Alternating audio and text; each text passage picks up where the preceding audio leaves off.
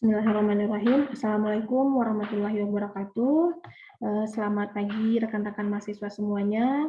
Hari ini adalah video atau pertemuan yang ke-12 dalam mata kuliah Metodologi Penelitian Bisnis. Nah, pada pertemuan ini kita akan membahas tentang menyusun instrumen penelitian. Nah, di mana pada minggu sebelumnya kita sudah belajar tentang jenis-jenis instrumen yang digunakan dalam penelitian. Hari ini kita akan belajar bagaimana cara menyusun instrumen tersebut. Terutama yang akan dibahas di sini adalah instrumen penelitian berupa kuesioner. Oke, kita lanjutkan. Nah, terdapat beberapa hal yang berpengaruh terhadap kualitas dari data hasil penelitian. Yang pertama adalah kualitas pengumpulan data. Ini berkenaan dengan ketepatan, teknik, atau cara yang digunakan untuk mengumpulkan data. Jadi apakah teknik kita sudah tepat atau belum? Nah, ini juga akan mempengaruhi kualitas data hasil penelitian kita. Yang kedua adalah kualitas dari instrumen penelitian yang digunakan. Nah, ini berkenaan dengan validitas, indeks kesukaran, daya beda, dan reliabilitas. Nah, kemarin kita sudah belajar tentang validitas dan reliabilitas. Nah, kedua instrumen ini lebih sering digunakan untuk menguji kevalitan atau keandalan suatu instrumen penelitian, yang terutama untuk data-data yang diperoleh dari hasil kuesioner. Oke, selanjutnya pengumpulan data itu dapat dilakukan dengan yang pertama adalah berbagai setting. Nah, misalnya data dapat dikumpulkan pada setting alamiah atau natural setting, dapat juga dikumpulkan pada laboratorium dengan metode eksperimen, dapat juga dikumpulkan di rumah dengan berbagai responden, atau dapat juga dikumpulkan pada suatu seminar, diskusi, dan lain-lain. Jadi settingan waktunya itu banyak, dan settingan waktu dan lokasinya itu banyak ya. Jadi tergantung kepada kebutuhan si peneliti, atau kepada di mana yang peneliti kira-kira menurut peneliti itu baik dilaksanakan. Jadi seperti itu. Yang kedua adalah berbagai sumber. Berbagai sumber di sini maksudnya adalah sumber primer yang langsung memberikan data kepada pengumpul data. Sumber sekunder berupa sumber yang tidak langsung memberikan data kepada pengumpul data, misalnya lewat orang lain atau lewat dokumen. Lalu yang ketiga adalah berbagai cara atau teknik pengumpulan data, yaitu ada yang dengan interview atau wawancara, ada yang dengan kuesioner atau angket, ada yang dengan observasi, dan juga ada yang merupakan gabungan dari ketiganya tersebut. Oke. Selanjutnya, kita akan bahas mengenai langkah-langkah penyusunan kuesioner. Nah, instrumen yang akan dipergunakan atau dipakai oleh seorang peneliti untuk mengumpulkan data dalam sebuah penelitian. Nah, harus dapat menampung data yang dibutuhkan untuk kemudian dapat dianalisis. Nah, ini instrumen ya. Nah, cara-cara atau langkah-langkah dalam menyusun instrumen, yaitu yang pertama adalah kita harus tentukan dahulu variabel-variabel yang terpakai dalam penelitian. Nah, variabel ini tentunya dapat tercermin dari judul penelitian. Nah, pada contoh-contoh sebelumnya kita sudah membahas contoh penelitian, misalnya pengaruh sistem kompensasi dan gaya kepemimpinan terhadap loyalitas karyawan di PTX. Nah, berarti variabelnya situ sudah terlihat jelas, ada 3 ya. Yang pertama ada variabel kompensasi, yang kedua ada variabel gaya kepemimpinan, dan yang ketiga ada variabel loyalitas karyawan. Nah, jadi variabel itu dapat tercermin dari judul penelitian. Yang kedua, setelah kita mendapatkan variabel, lalu kita harus menjabarkan variabel tersebut menjadi subvariabel. Nah, misalnya loyalitas karyawan, nah ditentukan oleh apa? Yang pertama, subnya adalah lama bekerja, misalnya berapa tahun gitu. Lalu tingkat absensi dalam sebuah tingkat absensi dari karyawan. Nah, itu juga menentukan loyalitasnya. Lalu misalnya tingkat turnover dari karyawan pada perusahaan tersebut. Nah, itu dibagi lagi menjadi sub-subnya seperti itu. Lalu yang ketiga, langkah yang ketiga adalah menjabarkan subvariabel menjadi indikator-indikator yang lebih kecil lagi. Nah, setelah kita mendapatkan indikator, lalu indikator tersebut kita jabarkan lagi menjadi deskriptor. Jadi artinya yang tadinya kita dapat variabel, lalu kita jabarkan menjadi subvariabel, lalu setelah dapat subvariabel dapat indikator, lalu ada subnya lagi menjadi deskriptor. Jadi sehingga instrumen yang atau kuesioner yang kita bangun itu menjadi lebih lengkap informasi yang tergambar di dalamnya seperti itu. Lalu langkah yang kelima adalah jika deskriptor masih dapat dibagi lagi menjadi komponen terkecil, maka komponen ini juga kita dapat jadikan sebagai butir-butir pertanyaan. Nah, dan dari deskriptor ini dapat dipergunakan langsung untuk membuat butir pertanyaan. Lalu yang langkah yang keenam adalah membuat kisi-kisi yang memuat variabel, subvariabel, lalu ada indikator, ada deskriptor, dan nomor item. Jadi kita harus punya bayangan dulu dari yang langkah-langkah yang pertama, variabelnya apa, lalu subvariabelnya apa, lalu indikatornya, deskriptornya apa, lalu kita bikin penomorannya, mana yang nomor 1, nomor 2, nomor 3, mana yang lebih tepat. Kita jadikan nomor. Jadi nomor itu harus urut gitu. Yang ketujuh adalah seluruh butir-butir pertanyaan yang selesai ditentukan, selanjutnya ditempatkan pada lembaran instrumen seperti angkat atau kuesioner. Nah, setelah kita mendapatkan tadi data-data variabel, subvariabel, indikator, deskriptor, nomor item, nah ini kita bikin dalam suatu kertas kerja yang berbentuk kuesioner. Nah, jadi informasi pada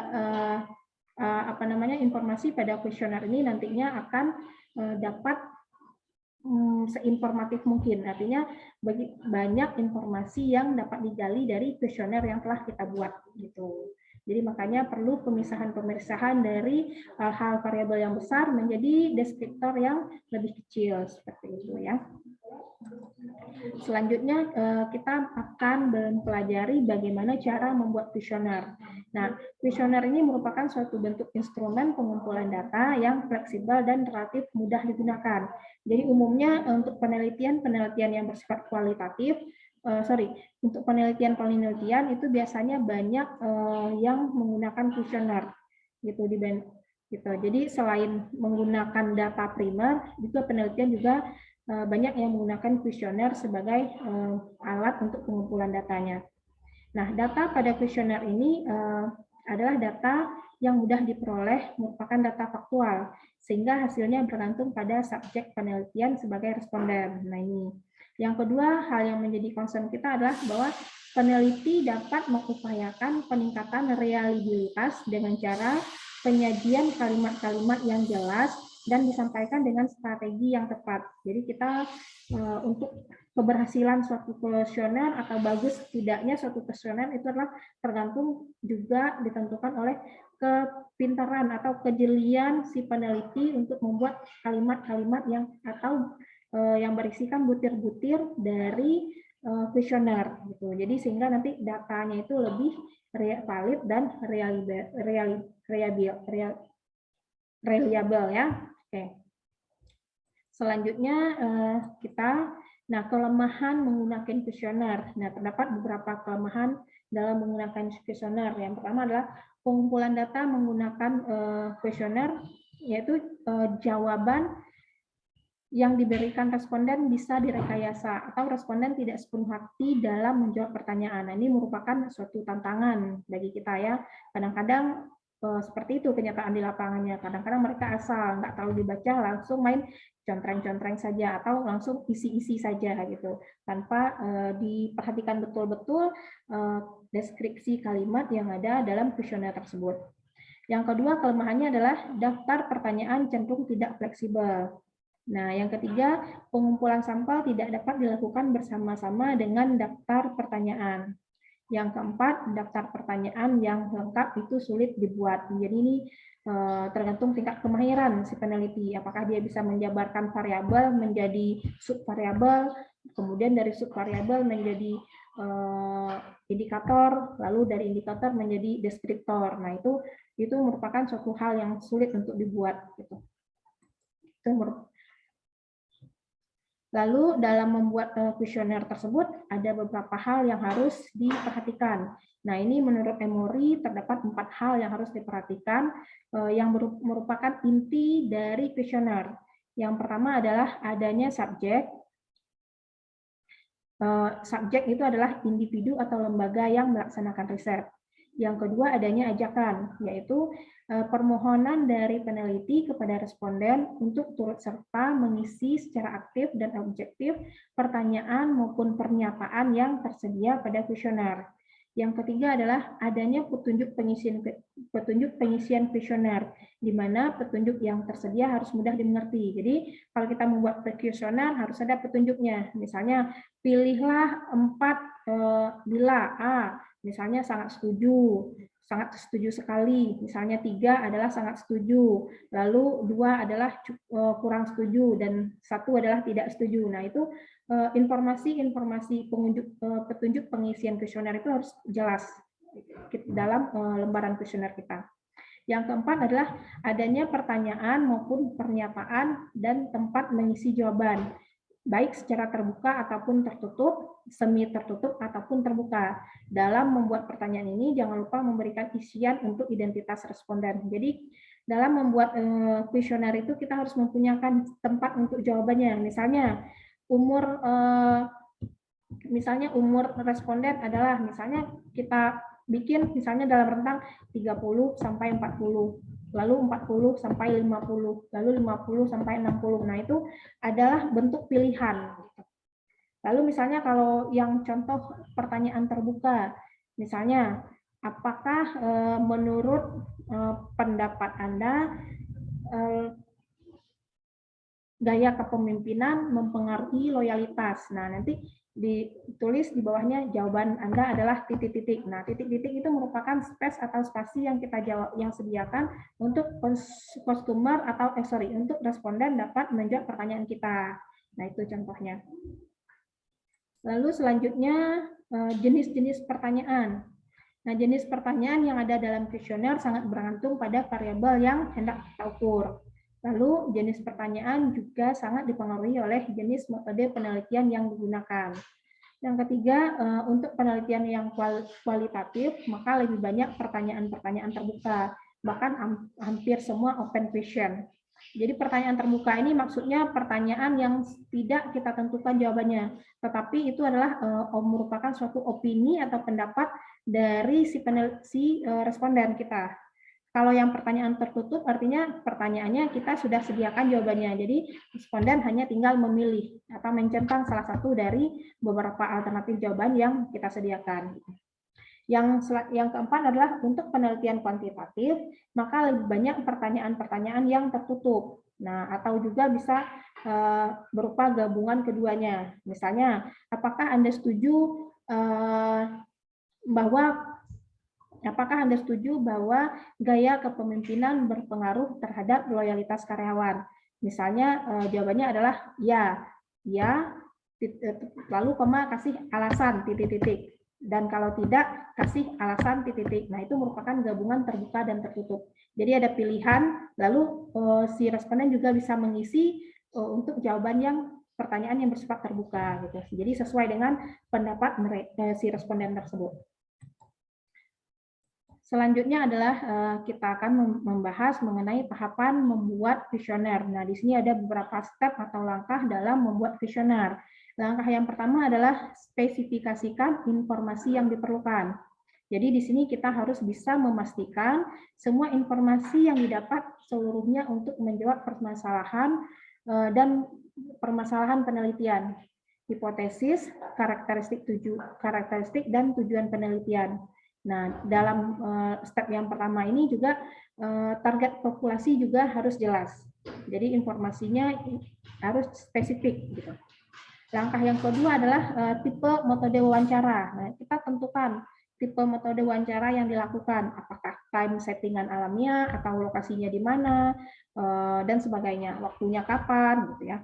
Yang ketiga adalah isi pertanyaan secara individual. Nah, di sini apakah pertanyaan tersebut perlu, lalu apakah ada pertanyaan yang membingungkan? Nah, ini harus dihindari. Lalu jangan memberikan pertanyaan yang berisi dua makna atau dua alternatif. Jadi nanti si responden dia akan bingung mengisi data kita, sehingga informasi yang pasti yang seharusnya kita dapatkan malah membingungkan gitu, malah tidak kita dapatkan. Jadi bikinlah kuesioner dengan pernyataan atau kalimat yang pasti gitu. Langkah yang keempat adalah memilih kata-kata dalam pertanyaan. Nah, ini kita harus definisikan dulu isu dalam bentuk siapakah, apakah, kapan, di mana, dan mengapa. Jadi ini ya, seperti itu. Lalu gunakan kata-kata yang biasa dan mudah dipahami oleh responden. Hindari kata-kata yang membingungkan responden. Nah, yang selanjutnya adalah hindari pertanyaan dengan kata-kata yang menuntun responden untuk memberikan jawaban tertentu gitu. Yang selanjutnya adalah hindari alternatif pilihan yang tidak jelas. Lalu hindari asumsi yang tidak jelas. Lalu responden tidak dibolehkan memberikan perkiraan secara umum dan gunakan pernyataan yang positif. Jadi ini hal yang harus kita perhatikan dalam pemilihan kata dalam membuat kuesioner. Oke. Selanjutnya langkah yang kelima adalah tentukan urutan pertanyaan. Nah, ini kita harus sekuen. Jadi pertanyaan satu itu bisa saja berhubungan dengan pertanyaan kedua. Pertanyaan kedua mungkin saja nanti bisa berhubungan dengan pertanyaan ketiga. Mungkin saja pertanyaan ketiga juga bisa berhubungan dengan pertanyaan keempat. Nah, jadi ini makanya kita harus perlu urutkan pernyataannya. Nah, jadi dalam tahap langkah yang kelima ini, kita harus membuat pertanyaan pembuka, harus menarik, sederhana, dan mudah. Lalu bikinlah pertanyaan yang umum harus diletakkan di muka. Lalu informasi dasar yang harus didapatkan di awal, dilanjutkan dengan klasifikasi, dan diakhiri dengan identifikasi informasi. Nah, untuk pernyataan yang sulit, sensitif, dan kompleks diletakkan di bagian akhir. Jadi jangan yang pernyataan-pernyataan yang susah dulu kita taruh di awal, sehingga nanti si responden udah malas duluan mengisi kuesioner kita. Selanjutnya adalah pernyataan umum harus mendahului pernyataan khusus. Jadi urutan kuesioner itu harus dari umum dulu baru khusus, atau dari yang mudah dulu baru menjadi yang sulit gitu. Lalu selanjutnya pertanyaan harus mengikuti urutan logika. Nah, cabang-cabang dari pernyataan harus dirancang secara hati-hati untuk mendapatkan semua kemungkinan informasi. Dan yang terakhir adalah pertanyaan yang menjadi cabang harus diletakkan sederet mungkin dengan pertanyaan penyebab adanya cabang. Dan pertanyaan cabang harus diurutkan sehingga memudahkan responden untuk memberikan jawaban tambahan yang diminta. Jadi ini masih berhubungan dengan urutan ya, jadi urutan dalam membuat kuesioner itu. Jadi mulailah dari hal yang bersifat umum, lalu ke khusus, lalu yang bersifat variabelnya besar, lalu menjadi variabelnya yang lebih kecil, gitu, sehingga si responden itu memberikan kemudahan bagi responden dalam mengisi kuesioner kita. Langkah yang keenam adalah bentuk dan tampilan. Nah, untuk kita membuat kuesioner itu membuatlah suatu kuesioner yang mempunyai bentuk dan tampilannya menarik, gitu. Yang pertama harus diperhatikanlah pisahkan kuesioner dalam beberapa bagian. Jadi ada beberapa section. Misalnya section 1 tentang identitas responden. Lalu section 2 tentang masuk ke variabel penelitian. Misalnya gaya kepemimpinan. Nah, lalu variabel yang ketiga adalah variabel yang ketiga adalah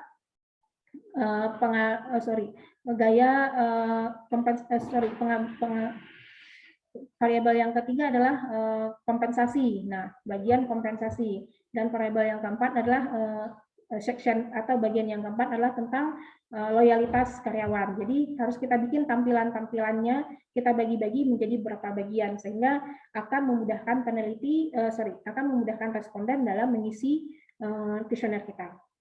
Lalu yang ketujuh adalah memperbanyak kuesioner. Nah, selain tadi kita harus mempunyai kuesioner yang mempunyai penampilan yang bagus, nah formatnya juga harus menarik. Setiap pertanyaan harus diperbanyak dalam satu halaman, gitu. Jawaban vertikal dapat digunakan. Ini tergantung dari gaya kita sukanya yang mana, gitu. Cenderungan untuk menjadi selanjutnya adalah kisi-kisi berguna bila ada sejumlah pernyataan yang berhubungan yang menggunakan himpunan jawaban yang sama. Lalu kecenderungan untuk menjadikan satu pertanyaan untuk memperpendek kuesioner harus dihindari. Jadi bikinlah kuesioner itu sedetail mungkin. Jadi yang tadi sudah dijelaskan di awal bahwa bikin dulu variabelnya, lalu subvariabelnya, lalu deskriptornya, lalu indikatornya apa gitu. Jadi harus luas. Gitu. Dan arahkan pengisian harus diletakkan dekat pertanyaan yang diberikan. Nah, maksudnya tadi, misalnya untuk pertanyaan nomor 1 sampai 5 gunakan petunjuk sebagai berikut. Yang pertama apa petunjuknya? Nah, itu. Jadi diberikan arahan kita mengisi kuesioner itu seperti apa gitu supaya si responden itu lebih paham mau mengisinya seperti apa atau bagaimana gitu ya. Langkah yang 8 adalah kita perlu pretest. Nah, pretest itu atau uji coba kuesioner harus selalu dilakukan. Jadi ini harus penting untuk diingat bahwa pretest itu harus dilakukan oleh si peneliti. Semua artinya apa? Bahwa semua aspek harus diuji, termasuk isi pertanyaan, kata-kata, bentuk tampilan, serta kesulitan pertanyaan dan instruksinya. Responden yang diberi uji coba harusnya adalah yang akan disurvei sebenarnya. Jadi kita kira-kira kita mau survei siapa nih? Misalnya karyawan, berarti kita pretest dulu kepada karyawan. Yang nanti karyawan itu juga akan kita dimintain kesediaannya untuk mengisi responden kita.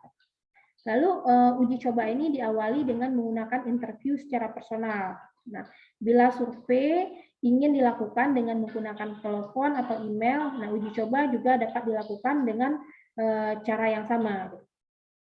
Selanjutnya adalah variasi dalam wawancara harus dilakukan dalam uji coba juga.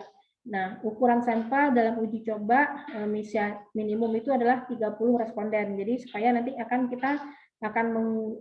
tujuannya adalah kita nanti akan menguji validitas dan reliabilitasnya gitu. Jadi minimal 3 uji coba kuesioner itu adalah untuk 30 orang responden. Lalu setelah kita mendapatkan 30 responden, kita lihat dulu sekilas datanya. Jadi kita analisis sekilas identifikasi masalahnya apakah sudah terjawab atau belum. Selanjutnya adalah sesudah revisi secara signifikan dilakukan pada kuesioner uji coba lain dapat dilakukan dengan menggunakan sampel yang berbeda. Artinya setelah kita tadi dokumennya hasil kuesionernya valid dan reliable, kita dapat melanjutkan memberikan kuesioner yang sebenarnya itu baik kepada 30 responden yang tadi ataupun juga kepada orang lain gitu ya. Lalu yang responden yang didapatkan dari uji coba harus dikoding dan dianalisis. Jadi dikoding dan dianalisis itu adalah misalnya biasanya menyangkut personal dari si responden, data-data personal, misalnya umurnya berapa, misalnya lagi ada tingkat penghasilannya berapa, ada pada selang berapa, lalu jumlah laki-laki dan perempuan berapa persen, lalu tingkat pendidikannya pada level apa, lalu jabatannya di perusahaan tersebut sebagai apa, apakah sebagai manajer ataupun sebagai staff. Nah, jadi nanti di coding lalu dianalisis gitu. Misalnya pada penelitian ini responden berupa karyawan wanita adalah sebanyak 60%, sedangkan sisanya adalah laki-laki sebanyak 40%. Nah, itu contoh analisis dan coding dan analisis. Oke, selanjutnya ya, selesai ya. Nah, ini materi pembahasan mengenai cara penyusunan instrumen penelitian sudah selesai ya. Selanjutnya rekan-rekan mahasiswa dapat berlatih mengerjakan soal yang ada pada bagian akhir dari slide presentasi. Demikian, semoga materi ini bermanfaat. Terima kasih atas perhatiannya. Jangan lupa di like dan subscribe channelnya. Terima kasih. Assalamualaikum warahmatullahi wabarakatuh.